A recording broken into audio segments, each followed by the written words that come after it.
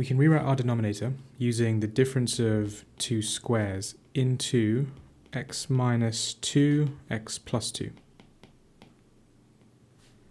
And then we can split this up using partial fractions. But first, we have to bear in mind that what we have here is an improper algebraic fraction, because the greatest power in the numerator is the same as the greatest power in the denominator. This power has to be less than the power in the denominator for us to go straight to partial fractions. In this case it's not, so we therefore have to do long division first. So then we would do x squared minus 4 divided by x squared, and I'll just put these extra terms here as placeholders. X squared goes into x squared once, and then we do 1 multiplied by x squared minus 4, so that would be just x squared minus 4. Take the two things away, 0 minus minus 4 would just be positive 4, and then these two things would just be 0 when you take them away. So our remainder is 4, our quotient is 1, and this is our divisor, the x squared minus 4. So we can rewrite what we have here, x squared over x squared minus 4, we can rewrite that as 1, so our quotient, plus the remainder, which is 4, divided by the divisor, so divided by x squared minus 4. And if you're not sure why this here can be rewritten in that form, think of this. If you were to have, let's say, 8 divided by 3, this is the same thing as 2 and 2/3. So 2 and 2/3 is also the same thing as 2 plus 2/3, where 2 is how many times 3 goes into 8. In our example here, 1 is how many times x squared minus 4 goes into x squared. That's what we had first. So that's our quotient. Quotient is here, quotient is there. We then have plus our remainder, plus our remainder, plus our remainder, which is 4. And then at the bottom, we have the divisor. We're dividing 8 by 3, have 3 there.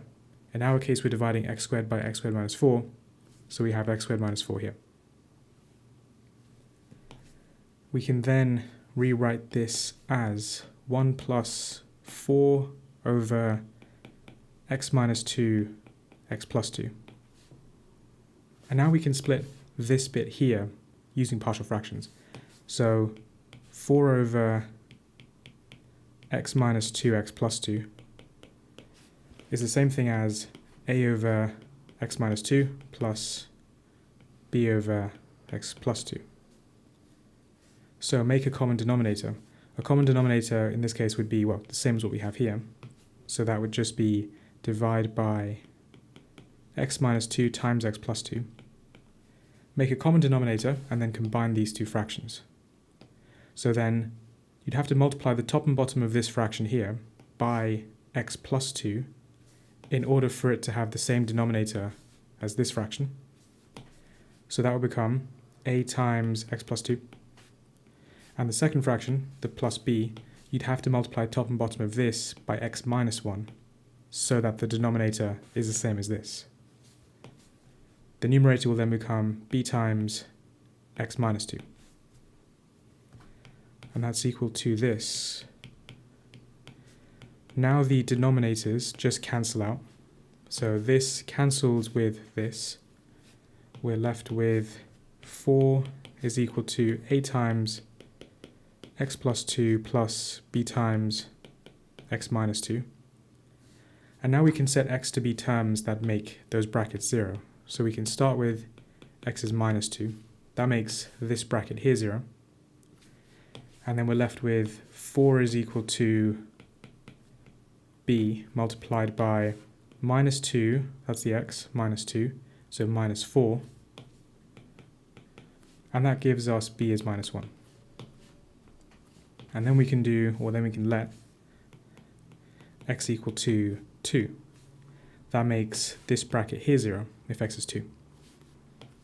We then get 4 is equal to a multiplied by, so 2 plus 2 would be 4, and that gives us a is 1, and now we can look back at what we had. Actually, I'm going to go back even further. So this is what we're trying to work out. This can be rewritten as this. This can be rewritten as what we have here. So basically, our integral is going to be the same as 1 plus this. So the integral of 1 plus what we have over here, and again, a is 1, b is minus 1.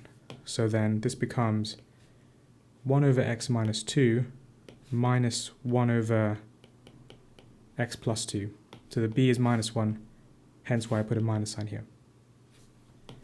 And now we can integrate each of these terms. So the first term would just be x. 1 over x minus 2 would be ln of x minus 2. And 1 over x plus 2 would be 1 over, or rather ln of x plus 2. And the minus sign just carries through. So you don't have to put any kind of corrective factor in front, because if you were to differentiate either of these two things using the chain rule, they would give you exactly what you have here. And now x plus, so then combine these two things, ln of, so we use the division law, which is ln of a minus ln of b is ln a over b. And this then becomes ln of x minus 2 all over x plus 2, modular symbol, and then, yeah, I forgot my plus c, so plus c, and that's the final answer.